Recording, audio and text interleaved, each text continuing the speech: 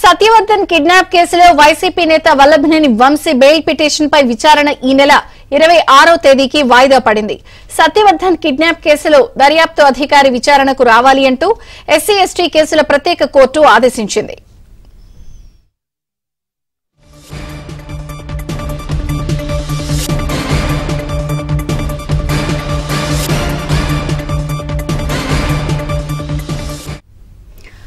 Vallabhaneni Vamsi bail petition పై విచారణ ఈ నెల 26వ తేదీకి వాయిదా పడింది.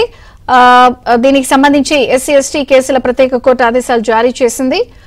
పూర్తి వివరాలు మా ప్రతినిధి ప్రసాద్ అందిస్తారు. ప్రసాద్, వైసీపీ నేత మాజీ ఎమ్మెల్యే వల్లభనేని వంశీ సత్యవర్ధన్ కిడ్నాప్ చేసి బెదిరించిన కేసులో విజయవాడ ఎస్సీ ఎస్టీ కోర్టులో విచారణ జరుగుతుంది. దీనికి సంబంధించి వంశీ బెయిల్ పిటిషన్ దాఖలు చేయగా దీనిపై ఇరు వర్గాల న్యాయవాదనలో తమ వాదనలు వినిపిస్తా ఉన్నారు.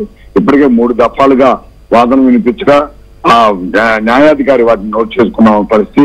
ప్రధానంగా వంశీ తరపున సత్యశ్రీ వాదనలు వినిపిస్తూ ఈ కేసులో అతను అన్యాయంగా ఇరికించారని, అదేవిధంగా అనారోగ్య కారణాలతో వంశీ ఇబ్బంది పడుతున్న నేపథ్యంలో మరోవైపు 4 రోజులకు పైగా రిమాండ్ ఖైదీగా ఉన్న నేపథ్యంలో ఆయన బెయిల్ మంజూరు చేయాలంటూ తన వాదనలు వినిపించారు. అయితే ప్రాసిక్యూషన్ తరపున మాత్రం వంశీ ఇప్పటికే సత్యవర్ధన్ ను బెదిరించి కిడ్నాప్ చేసిన వ్యవహారంపై అనేక ఆధారాలు కూడా సేకరించారని, ఇప్పుడు మళ్ళీ అతను బెయిల్ మంజూరు చేస్తే అతను బయట మరింత మంది సాక్షులను బెదిరించడం, భయపెట్టడం వంటి వాటికి పాల్పడతారు.